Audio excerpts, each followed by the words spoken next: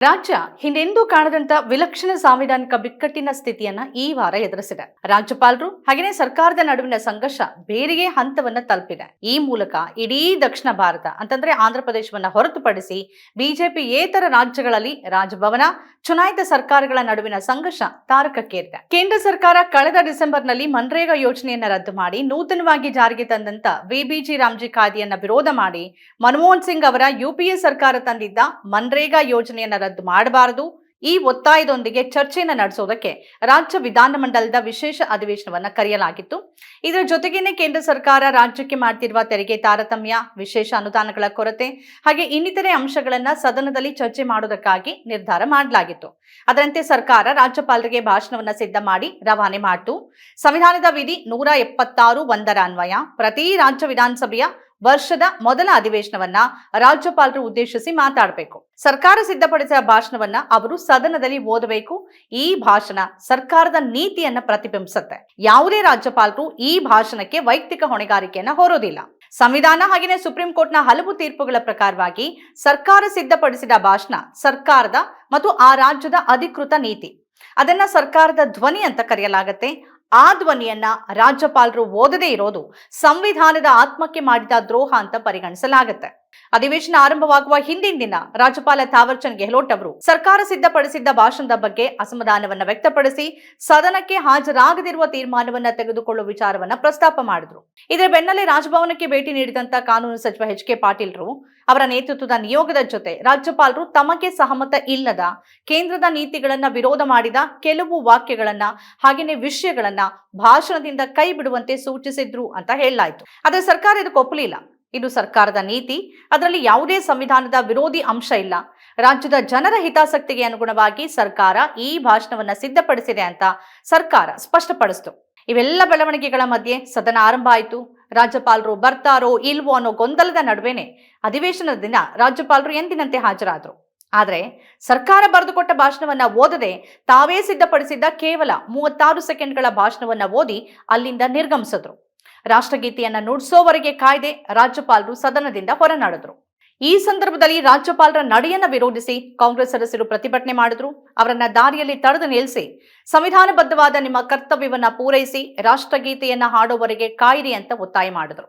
ಮುಖ್ಯವಾಗಿ ಪರಿಷತ್ ಸದಸ್ಯ ಬಿ.ಕೆ. ಹರಿಪ್ರಸಾದ್ ಅವರು ರಾಜ್ಯಪಾಲರನ್ನ ಅಡ್ಡಗಟ್ಟಿ, ನೀವು ಕರ್ನಾಟಕದ ಜನರಿಗೆ ಮೋಸ ಮಾಡೋಕೆ ಬರೋದಿಲ್ಲ, ಸಂವಿಧಾನಬದ್ಧ ಕರ್ತವ್ಯ ನಿಮಗಿದೆ, ಅದನ್ನ ಪೂರೈಸಿ ಆನಂತರ ಇಲ್ಲಿಂದ ತೆರಳಿ ಅಂತ ಆಗ್ರಹಿಸಿದ್ರು. ಭಾಷಣವನ್ನ ಪೂರ್ತಿಯಾಗಿ ಓದುವಂತೆ ಒತ್ತಾಯ ಮಾಡಿದ್ರು. ಹರಿಪ್ರಸಾದ್ ಅವರನ್ನ ಮಾರ್ಷಲ್ಗಳು ಪಕ್ಕಕ್ಕೆ ಸರಿಸಿದ್ರು. ಈ ಗುದ್ದಾಟದ ಸಂದರ್ಭದಲ್ಲಿ ಹರಿಪ್ರಸಾದ್ ಅವರು ಧರಿಸಿದ್ದ ಕುರ್ತಾ ಕೂಡ ಹರಿದು ಹೋಯಿತು. ಗದ್ದಲದ ನಡುವೆ ಬಿಗಿ ಭದ್ರತೆಯಲ್ಲಿ ರಾಜ್ಯಪಾಲರನ್ನ ಹೊರಗೆ ಕಳಿಸಲಾಯಿತು. ನಂತರ ರಾಜ್ಯಪಾಲರ ಈ ನಡೆಯನ್ನ ಮುಖ್ಯಮಂತ್ರಿ ಸಿದ್ದರಾಮಯ್ಯನವರನ್ನು ಒಳಗೊಂಡಂತೆ ಎಲ್ಲ ಸಚಿವರು, ಶಾಸಕರು ಮತ್ತು ಕಾಂಗ್ರೆಸ್ ನಾಯಕರು ತೀವ್ರವಾಗಿ ವಿರೋಧ ಮಾಡಿದ್ರು. ಸಂವಿಧಾನದ ಉಲ್ಲಂಘನೆಯನ್ನ ರಾಜ್ಯಪಾಲರು ಮಾಡಿದ್ದಾರೆ, ಕೇಂದ್ರ ಸರ್ಕಾರದ ಕೈಗೊಂಬೆಯಂತೆ ರಾಜ್ಯಪಾಲರು ವರ್ತಿಸಿದ್ದಾರೆ, ಇದರ ವಿರುದ್ಧ ಯಾವ ಕ್ರಮಗಳನ್ನ ತೆಗೆದುಕೊಳ್ಬೇಕು ಅನ್ನೋದನ್ನ ನಾವು ಚರ್ಚೆ ಮಾಡ್ತೀವಿ ಅಂತಾನೂ ಕೂಡ ತಿಳಿಸಿದ್ರು. ಸಂವಿಧಾನವೇ ಕಡ್ಡಾಯವಾಗಿ ನಿಗದಿಪಡಿಸಿರುವ ಕರ್ತವ್ಯವನ್ನ ರಾಜ್ಯಪಾಲರು ಪೂರೈಸಬೇಕಿತ್ತು. ಸಂವಿಧಾನದ ಕಲಂ 176 ಅನ್ವಯ ಸಂಪುಟ ಬರೆದುಕೊಟ್ಟ ಸರ್ಕಾರದ ಭಾಷಣವನ್ನ ಸದನದ ಮೊದಲ ಅಧಿವೇಶನದಲ್ಲಿ ರಾಜ್ಯಪಾಲರು ಕಡ್ಡಾಯವಾಗಿ ಓದಬೇಕು. ಇದಕ್ಕವರಿಗೆ ವಿವೇಚನೆಯ ಅಧಿಕಾರ ಇಲ್ಲ.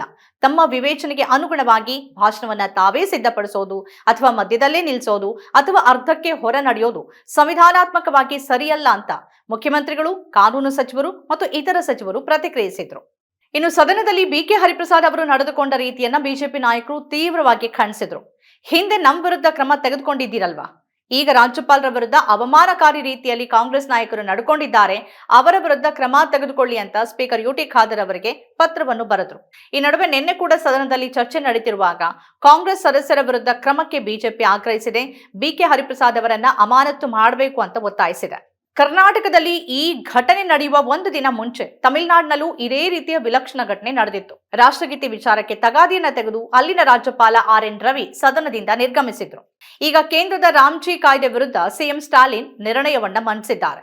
ಪರಿಷತ್ ವಿಪಕ್ಷ ನಾಯಕ ಛಲವಾದಿ ನಾರಾಯಣ ಸ್ವಾಮಿ ಅವರು ತಮ್ಮ ಕೈಗೆ ಆಯುಧ ಕೊಟ್ಟು ತಮ್ಮ ಕಣ್ಣನ್ನೇ ಇರಿ ಅಂತ ಹೇಳಿದ್ರೆ ರಾಜ್ಯಪಾಲರು ಅದನ್ನು ಕೇಳಬೇಕಾ ಹೀಗಂತ ಪ್ರಶ್ನೆ ಮಾಡಿದ್ರು. ಆದ್ರೆ ತಮ್ಮ ಕಣ್ಣು ಅಂತಂದ್ರೆ ಏನು?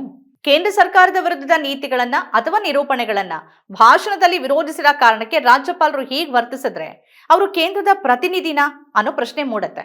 ತಾವು ಪಕ್ಷರಹಿತವಾಗಿ ಒಂದು ರಾಜ್ಯದ ಸಾಂವಿಧಾನಿಕ ಮುಖ್ಯಸ್ಥರು ಅನ್ನೋದು ರಾಜ್ಯಪಾಲರಿಗೆ ಮರೆತು ಹೋಯ್ತಾ?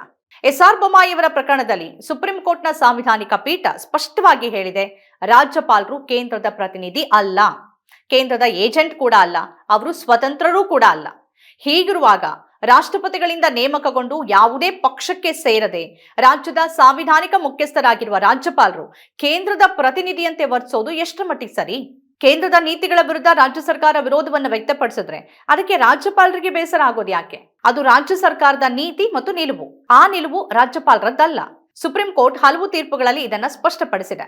ರಾಜ್ಯ ಸರ್ಕಾರದ ನೀತಿಗೆ ಸಂಬಂಧಪಟ್ಟ ಭಾಷಣಗಳಿಗೆ ರಾಜ್ಯಪಾಲರು ಹೊಣೆಗಾರರೂ ಆಗೋದಿಲ್ಲ. ಹೀಗಿರುವಾಗಲೂ ರಾಜ್ಯಪಾಲರಿಗೆ ಯಾಕೆ ಬೇಸರ ಆಯಿತು ಅನ್ನೋದೇ ಈಗಿರೋ ದೊಡ್ಡ ಪ್ರಶ್ನೆ. ಕರ್ನಾಟಕದಲ್ಲಿ ಹಿಂದೆಂದೂ ಕಾಣದ, ಎಂದೆಂದೂ ನಡೆಯದ ಈ ವಿಲಕ್ಷಣ ಘಟನೆ ಈಗ ನಡೆದಿದೆ. ಹಿಂದೆ ಕೇಂದ್ರದಲ್ಲಿ ಕಾಂಗ್ರೆಸ್ ಸರ್ಕಾರ ಅಧಿಕಾರದಲ್ಲಿದ್ದ ಸಂದರ್ಭದಲ್ಲಿ ಕೇಂದ್ರವೂ ಕೂಡ ಅನೇಕ ರಾಜ್ಯ ಸರ್ಕಾರಗಳನ್ನ ಉರುಳಿಸಿದ ಉದಾಹರಣೆಗಳಿದೆ.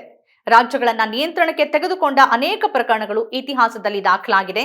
ಆದರೆ ರಾಜ್ಯಪಾಲರು ಸದನಕ್ಕೆ ಹೋಗಿ ಸರ್ಕಾರದ ಜೊತೆ ಸದನದ ಒಳಗೇನೆ ಸಂಘರ್ಷಕ್ಕಿಳಿಯೋ ಪ್ರಕರಣಗಳು ಇತ್ತೀಚಿನ ವರ್ಷಗಳಲ್ಲಿ ಹೆಚ್ಚಾಗ್ತಿದೆ. ಬಿಜೆಪಿಯೇತರ ರಾಜ್ಯಗಳಲ್ಲಿ ರಾಜಭವನದ ಮುಖಾಂತರ ಕೇಂದ್ರ ಬಿಜೆಪಿ ಸರ್ಕಾರ ಅಧಿಕಾರ ನಡೆಸುವ ಪ್ರಯತ್ನಗಳು ಹೆಚ್ಚಾಗ್ತಿವೆ. ಪಶ್ಚಿಮ ಬಂಗಾಳ, ತಮಿಳುನಾಡು, ಕೇರಳಗಳಲ್ಲಿ ರಾಜ್ಯಪಾಲರು ಸರ್ಕಾರದ ನಡುವಿನ ಸಂಘರ್ಷ ಬಿಜೆಪಿಯೇತರ ರಾಜ್ಯಗಳಲ್ಲಿ ರಾಜಭವನವನ್ನ ಹೇಗೆ ದುರುಪಯೋಗ ಮಾಡಿಕೊಳ್ಳಲಾಗ್ತಿದೆ ಅನ್ನೋದಕ್ಕೆ ಸ್ಪಷ್ಟ ಉದಾಹರಣೆಗಳು. ಅದರ ಮುಂದುವರಿದ ಭಾಗ ಈಗ ಕರ್ನಾಟಕ. ಹಿಂದೆ ಯಡಿಯೂರಪ್ಪನವರು ಮುಖ್ಯಮಂತ್ರಿ ಆಗಿದ್ದ ಸಂದರ್ಭದಲ್ಲಿ ಆಗಿನ ರಾಜ್ಯಪಾಲ ಹಂಸರಾಜ್ ಭಾರದ್ವಾಜ್ ಅವರೊಂದಿಗೆ ನಿರಂತರ ಸಂಘರ್ಷ ನಡೆದಿತ್ತು. ಬಿಎಸ್ವೈ ವಿರುದ್ಧ ಪ್ರಾಸಿಕ್ಯೂಷನ್ಗೆ ಅನುಮತಿ ನೀಡುವುದು ಸೇರಿದಂತೆ ಹಲವು ವಿಚಾರಗಳಲ್ಲಿ ಸಂಘರ್ಷ ಆಗಿತ್ತು.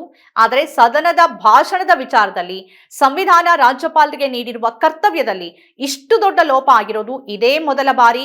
ಆ ಹೆಗ್ಗಳಿಕೆ ಈಗಿನ ರಾಜ್ಯಪಾಲ ಥಾವರ್ ಚಂದ್ ಗೆಹ್ಲೋಟ್ ಅವರಿಗೇನೇ ಸಲ್ಲತ್ತೆ. ಒಂದು ಚುನಾಯಿತ ಸರ್ಕಾರವನ್ನ ಅಧಿಕಾರ ನಡೆಸೋಕ್ ಬಿಡದೆ ರಾಜ್ಯಪಾಲರು ಈ ರೀತಿ ವರ್ತನೆ ಮಾಡಿದ್ರೆ ಸಂಸದೀಯ ವ್ಯವಸ್ಥೆಗೆ ಅರ್ಥನೇ ಇರೋದಿಲ್ಲ. ರಾಜ್ಯಪಾಲರು ಸಂವಿಧಾನಕ್ಕೆ ಅನುಗುಣವಾಗಿ ತಮ್ಮ ಕರ್ತವ್ಯ ಮತ್ತು ಜವಾಬ್ದಾರಿಯನ್ನ ನಿರ್ವಹಿಸಬೇಕು. ಅದರ ಹೊರತು ತಮ್ಮ ಪೂರ್ವಾಶ್ರಮದ ಪಕ್ಷದ ನಾಯಕರ ಆತ್ಮತೃಪ್ತಿಗಾಗಿ ಅಲ್ಲ. ಸಂವಿಧಾನಕ್ಕೆ ಅಗೌರವ ತೋರುವ ಇಂತಹ ರಾಜ್ಯಪಾಲರಿಂದ ಸಂವಿಧಾನದ ಆಶಯಗಳು ದುರ್ಬಲಗೊಳ್ಳುತ್ತೆ. ಇದೇ ಕಾರಣಕ್ಕೆ ಪಶ್ಚಿಮ ಬಂಗಾಳ, ತಮಿಳುನಾಡು, ಪಂಜಾಬ್, ಕೇರಳ ನ್ಯಾಯಾಲಯದ ಮೊರೆ ಹೋಗಿವೆ. ಈಗಿನ ಕರ್ನಾಟಕದ ರಾಜ್ಯಪಾಲರ ಘಟನೆಯನ್ನ ನ್ಯಾಯಾಲಯದಲ್ಲಿ ಪ್ರಶ್ನೆ ಮಾಡೋಕೆ ಕರ್ನಾಟಕ ಸರ್ಕಾರ ಕೂಡ ಸಿದ್ಧತೆಯನ್ನ ನಡೆಸ್ತಿದೆ ಅಂತ ಮಾಹಿತಿಗಳಿವೆ. ತಮಿಳುನಾಡು ರಾಜ್ಯಪಾಲ RN ರವಿ ವಿಚಾರದಲ್ಲಿ ಸುಪ್ರೀಂ ಕೋರ್ಟ್ ಸ್ಪಷ್ಟ ನಿಲುವನ್ನ ತೋರಿಸಿದ್ರು.